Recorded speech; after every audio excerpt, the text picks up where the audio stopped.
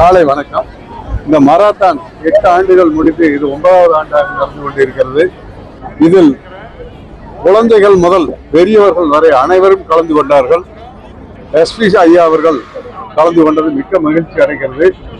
ட்ரக்கை பற்றி எப்படி இதெல்லாம் ட்ரக்கெல்லாம் எந்த வருது, எங்க ஸ்கூல்ல ஆரம்பிச்சு அது பெரிய லெவல்ல போயிட்டு இருக்குது. தொட்டில் பழக்கம் சுடுகாடு மட்டும் சொல்லுவாங்க.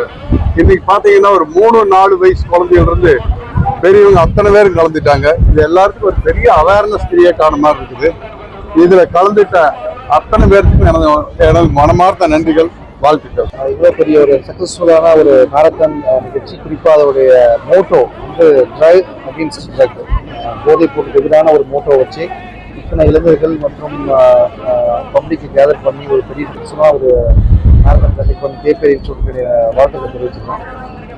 டிரைவ் அகெயின்ஸ்ட் ட்ரக் சம்பந்தமாக தொடர்ந்து தமிழ்நாடு அரசு, தமிழ்நாடு போலீஸ் வந்து தொடர்ந்து தடுப்பு நடவடிக்கைகள், அதாவது அவேர்னஸ் அண்ட் என்ஃபோர்ஸ்மெண்ட் ரெண்டுமே ஈக்குவலாக பண்ணிட்டு இருக்கோம். நேற்று கூட கோயம்புத்தூர் காவல்துறை 34 கிலோ கஞ்சா வந்து பறிமுதல் செஞ்சிருக்கோம்.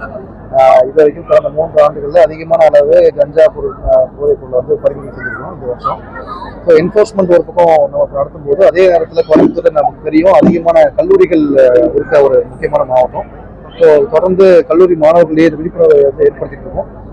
த்ரூ வேரியஸ் ப்ரோக்ராம்ஸ், மேரத்தானாக இருக்கலாம், இல்லைனா வந்து ஆக்டிவிட்டிஸாக இருக்கலாம், அந்த மாதிரி நிறைய விஷயம் பண்ணிட்டு இருக்கோம்.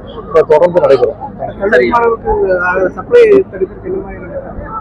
தெரியும், ஆல்ரெடி நம்ம கோயம்புத்தூர்ல பல பேர் நிறைய நம்ம வந்து போதைப் பொருள் அதிகமாக முழக்கமாக இருக்கக்கூடிய ஏரியாஸ், அதில் வந்து தங்கிக்கூடிய மாணவர்கள் தங்கிக்கூடிய வந்து நம்ம தொடர்ந்து சேஸ் பண்ணிட்டு இருக்கோம். அவங்க மேலே வழக்குகள் பதிவு பண்ணிட்டு இருக்கோம். அவங்க தொடர்ந்து கண்காணிச்சுட்டு இருக்கோம். ஸோ இந்த நடவடிக்கை தொடர்ந்து